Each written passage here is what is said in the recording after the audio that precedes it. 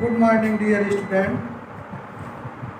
आज हम लोग कक्षा 9 गणित में एक नए चैप्टर का अध्ययन करेंगे।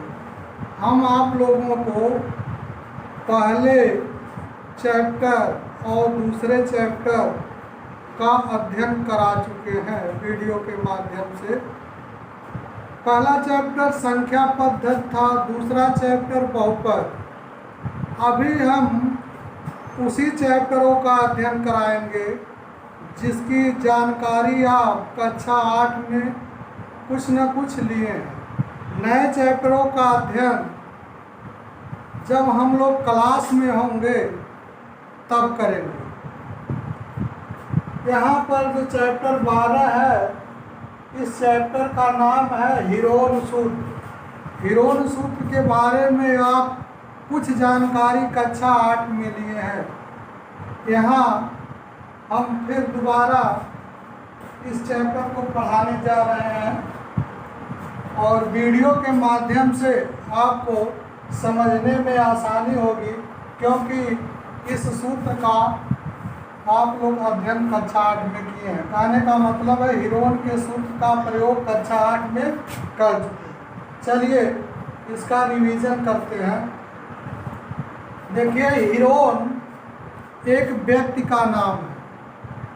हीरोन एक व्यक्ति का नाम है जो एक महान गणितज्ञ थे। इनका जन्म मिस्र के अलेक्जेंड्रिया नामक स्थान पर हुआ था। इन्होंने अनुप्रयोगिक गणित पर कार्य किया। अप्लाइड मैथमेटिक्स पर यह कार्य किया। अप्लाइड मैथमेटिक्स का मतलब है ऐसी गणित जिनका उपयोग हम लोग दैनिक कार्यों में करते हैं, दैनिक जीवन में करते हैं। जैसे त्रिभुज का क्षेत्रफल निकालना। त्रिभुज का क्षेत्रफल कहाँ निकालना पड़ता है? किसी फील्ड का, कोई जमीन या फील्ड त्रिभुजाकार है तो उसका क्षेत्रफल निकालने के लिए हम हीरोन के सूत्र का प्रयोग कर सकते हैं।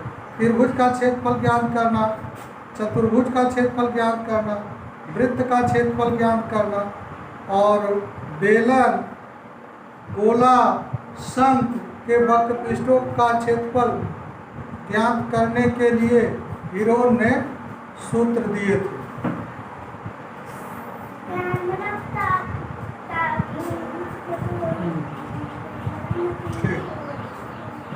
तो चलिए यहाँ पर देखिए,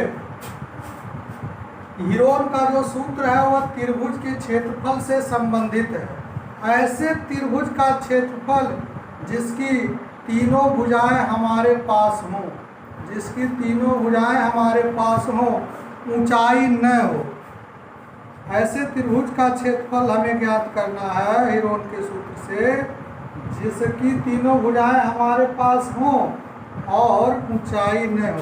तो इस दशा में हीरोन के सूत्र का ही प्रयोग किया जाता है। तो देखिए, यदि त्रिभुज की भुजाएं ए, बी और सी हों तो ऊंचाई ज्ञात न हो, तो इस दशा में हम लोग त्रिभुज का क्षेत्रफल हीरोन सूत्र से ही ज्ञात करते हैं।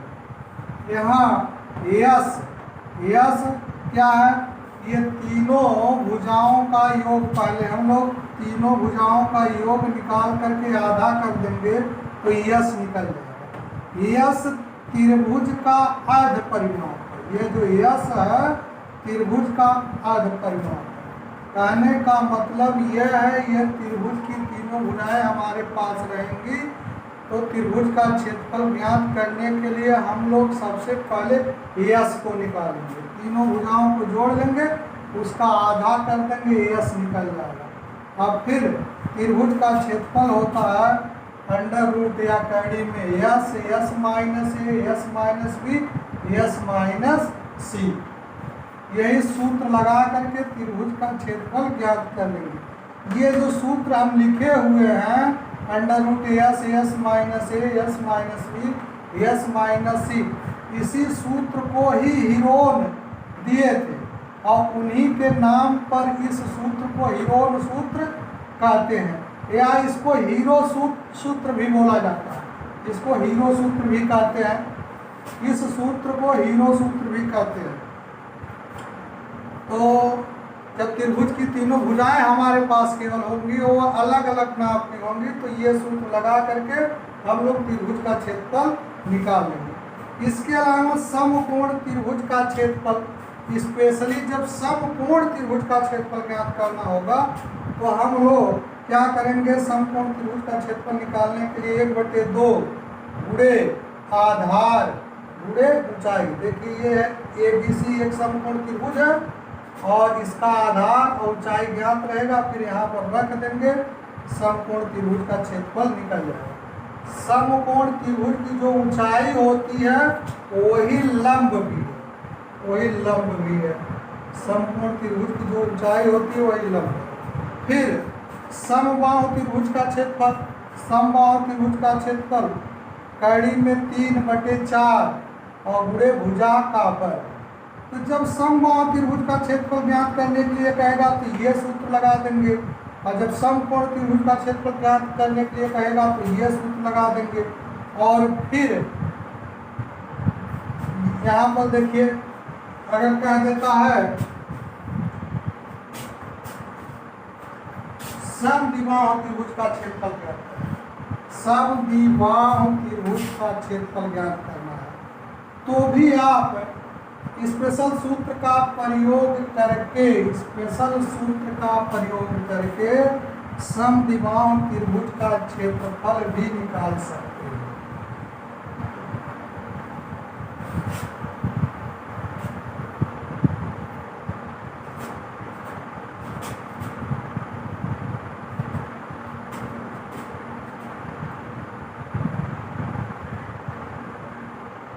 समद्विबाहु त्रिभुज का क्षेत्रफल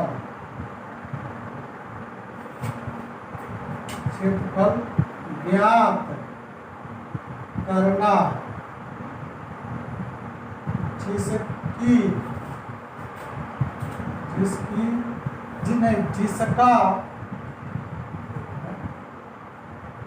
जिसका आधार A और बराबर भुजाएं भी हो। तो इस दशा में इस तरह से चित्र बनेगा। यह त्रिभुज ABC है, यह त्रिभुज ABC है जिसमें बराबर भुजाएं AB और AC है, और इनको कहा गया है कि ये B है, ये B है, इनको कहा गया है कि ये B है, और ये रहा A।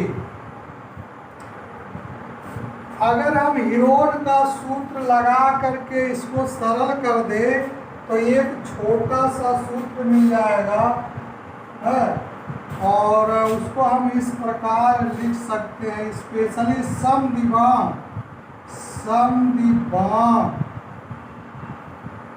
त्रिभुज का क्षेत्रफल बराबर 1/2 में 1/4 और 1/4 A √4B²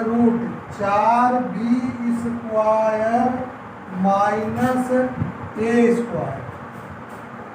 तो समद्विबाहु त्रिभुज का क्षेत्रफल निकालना हो तो ये फार्मूला लगा देंगे, इससे हम लोगों को समद्विबाहु त्रिभुज का क्षेत्रफल प्राप्त हो जाएगा। ध्यान दीजिए, यहाँ पर हम लोग हीरोन सूत्र पढ़ रहे हैं, हीरोन सूत्र पढ़ रहे हैं, अर्थात हमें ऐसे त्रिभुज का क्षेत्रफल ज्ञात करना है जिसकी तीनों भुजाएं अलग अलग माप की हो, मतलब विषम बाहु त्रिभुज हो और ऊंचाई ज्ञात नहीं हो।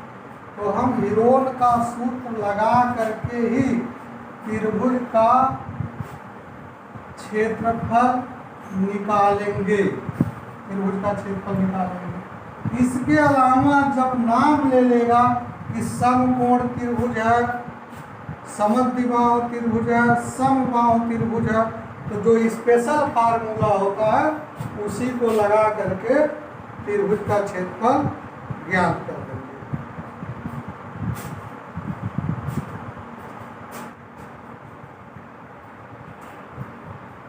अभी हम लोग हीरोन सूत्र के बारे में पढ़े हैं। चलिए इस हीरोन सूत्र का प्रयोग करते हुए प्रश्नावली 12.1 के प्रश्नों को हल करते हैं। प्रश्नावली 12.1 का पहला प्रश्न बोर्ड पर लिखा हुआ है। देखिए क्या कहता है, एक यातायात संकेत बोर्ड पर आगे स्कूल है लिखा है और यह भुजा ए वाले एक समबाहु त्रिभुज के आकार का है। हीरोन के सूत्र का प्रयोग करके इस बोर्ड का क्षेत्रफल ज्ञात कीजिए। तो देखिए एक प्रश्न यहीं पर समाप्त हो गया। फिर कहता है यदि संकेत बोर्ड का परिमाप 180 सेंटीमीटर हो तो इसका क्षेत्रफल क्या है। तो हम क्या करेंगे, यहाँ पर एक प्रश्न समाप्त हो रहा है। यहाँ कहता है कि इस बोर्ड का क्षेत्रफल बताइए और यह बोर्ड कैसा है, समबाहु त्रिभुज के आकार का। मतलब समबाहु त्रिभुज का जो क्षेत्रफल होता है, समबाहु त्रिभुज का जो क्षेत्रफल होता है, भुजा का वर्ग और कड़ी में 3/4, इसी का निगमन अब हमको हीरोन के सूत्र का प्रयोग करके करना है। यहाँ पर देखिए दिया है समबाहु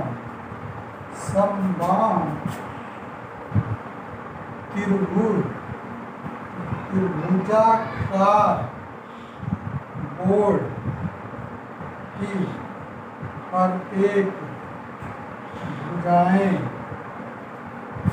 एक माप की है। तो अब हम क्या करेंगे, हीरोन सूत्र लगाने से पहले हमको यश निकालना पड़ेगा।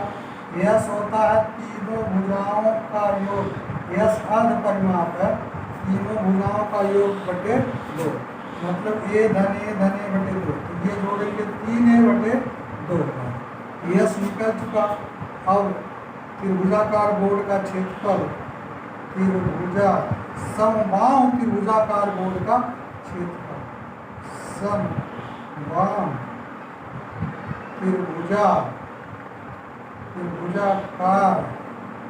बोर्ड का क्षेत्रफल ये हो जाएगा, होता है ये हीरोन सूत्र s minus a, s minus b, s minus c. यहाँ यस का मान 3a/2 है तो यस के जगह 3a/2 और यहाँ पर फिर यस का मान 3a/2, ए का मान ए है, फिर यस का मान 3a/2, बी का भी मान ए है क्योंकि तीनों भुजाएं बराबर है, तीनों भुजाएं बराबर है। यहाँ पर भी यस का मान 3a/2 और माइनस। अब इसको सॉल्व करेंगे, इसका यहाँ गुणा होगा, ये 2a हो जाएगा, 3a में से 2a घटेगा तो यहाँ पर a/2 बचेगा। ये 3a/2 पहले से है, इसको सॉल्व किए तो a/2 हो गया, इसको भी सॉल्व करेंगे तो a/2 हो जाएगा, इसको भी सॉल्व करेंगे तो a/2 हो जाएगा। वर्गमूल में क्या है, जोड़ा बना करके एक बार निकाल लेते हैं बाहर, गाड़ी से बाहर कर लेते हैं तो इसका भी जोड़ा बन रहा है, इसका यानी वैसे भी 2 × 4 × 8 × 16, 16 का वर्गमूल 4 होगा। यहाँ पर ये जोड़ा बन रहा है, ये यानी वर्गमूल निकलेगा a²। ये कड़ी में 3 ऐसे ही रहेगा और इसका नीचे का जो 16 बन रहा है इसका वर्गमूल रहा 4। ये हो गया त्रिभुजाकार बोर्ड का, समबाहु त्रिभुजाकार बोर्ड का क्षेत्रफल।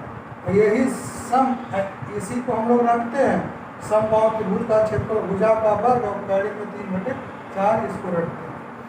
तो देखिए ये जो है इस तरह से एक संकेत बोर्ड है, इधर कहीं स्कूल होगा, ऐसे सड़क जा रही है, इस पर ये बोर्ड बनाया गया है। अब कहता है कि यदि संकेत बोर्ड का परिमाप 180 सेंटीमीटर हो तो इसका क्षेत्रफल है। तो हम क्या करेंगे, इस परिमाप के सहारे अभी ये निकाल लेंगे, फिर यहाँ पर रख देंगे तो इस संकेत बोर्ड का क्षेत्रफल हो जाएगा।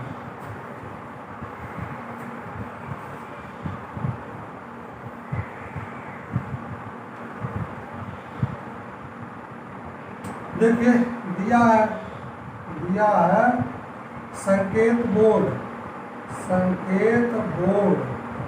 का परिमाप बराबर 180 सेंटीमीटर। परिमाप का मतलब इस त्रिभुज की तीनों भुजाएं, तो तीन ए बराबर 180, ए बराबर हो जाएगा 180 में 3 भाग करेगा, 3 छक 18, यानी ये 60 सेंटीमीटर, यानी ये जो संकेत बोर्ड है 60 सेंटीमीटर भुजा का समबाहु त्रिभुज है।